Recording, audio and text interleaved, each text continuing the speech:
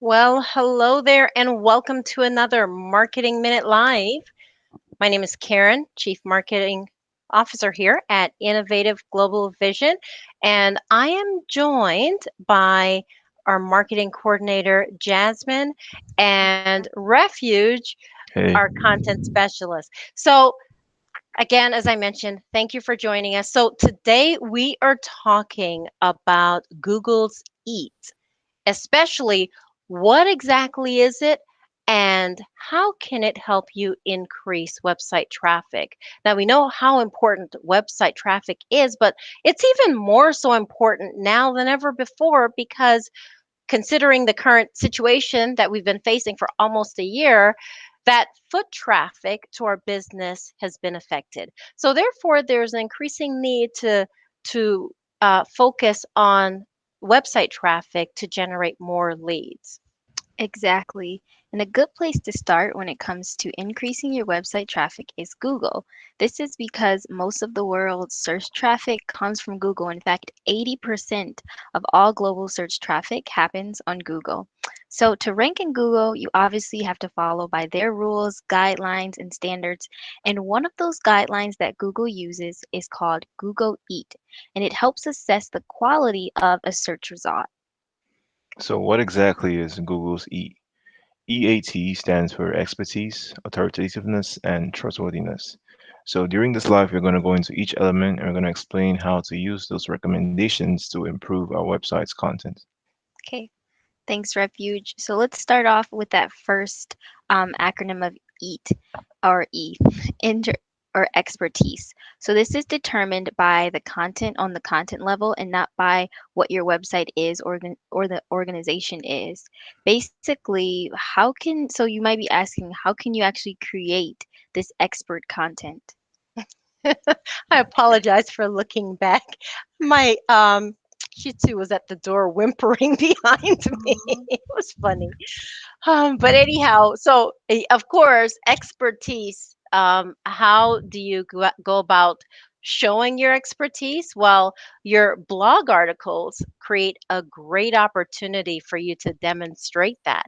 And of course, that means you're going to write on topics that is providing a resource for them where you are knowledgeable on that topic. And you also want to make sure that they understand what you're writing. This is the time, this is not the time, I should say, to be overly technical. Mhm.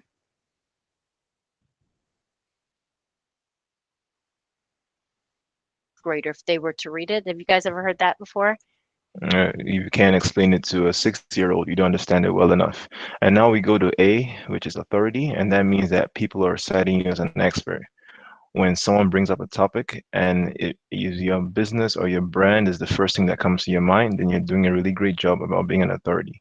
You want to be the leading source in that field. Mhm. And one way that will show like that, that you are an authority is if your content is widely shared. So of course, you want to make sure that it's easy for them to share your content. Um, and also, you want to make sure that they are thinking of you when they are looking for information on that topic. That shows that you're that authoritative figure. You've demonstrated that in your content. And as Jasmine was saying, yeah, you want to make sure that it could be widely shared.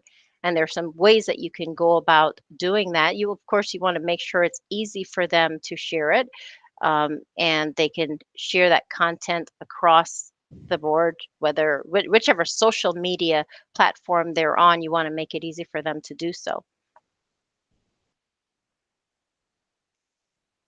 And last is trustworthiness. Karen, could you give us kind of an idea of what trustworthiness is? So, of course, people trust the content that you're putting out, and you can demonstrate that by being able to back up your claims. So of course, if it means quoting another resource, go ahead and do that in your content. One other thing I want to make mention, Jasmine, when it comes to making sure that your content is shareable, there are plugins available. Like if you Right. are on WordPress, there are plugins available that make it easy to do so, where you can select the social media platforms you want them to be able to share on. But what's neat about these plugins is that you can also add the preferred image that you want to display when they share it, because you don't want them to associate the wrong image with what they share. Or also, you don't want them to try to have to figure out what description to put along with that content. So you can set the default image and as well as the content as well when they hit that share button. And of course, they can then elaborate further on it, or share change what shows up by default. Such a great and practical tip. Hmm. And back in trustworthiness, we want to make sure that, yeah, especially if we offer a service, that having positive reviews on places like TripAdvisor, Trustpilot, Facebook, and Google My Business are really going to help you have a good reflection, and also help your business have a good reflection. Hmm. And you can also add those reviews on your website. Maybe you can't have reviews on different websites like that, but you can still add maybe testimonials of past customers or even just examples of your past projects. And that way you can reinforce that trustworthiness. So, in review, we've talked about finally describing Google Eats. We went over first becoming an expert in your industry by providing informational blogs. Then you want to make it easier to share your content so that way you can increase your authority. And Karen mentioned a good practical way to do that with the plugins. And then lastly, you can reinforce your business trustworthiness with customer reviews. Great. And if you're looking to learn more, check out our blog for more SEO tips. And that brings us to the end of today's Marketing Minute Live. We want to thank you for joining us. Be sure to make it a great week, and we look forward to seeing you next week, same time, same place. Bye for now. Bye.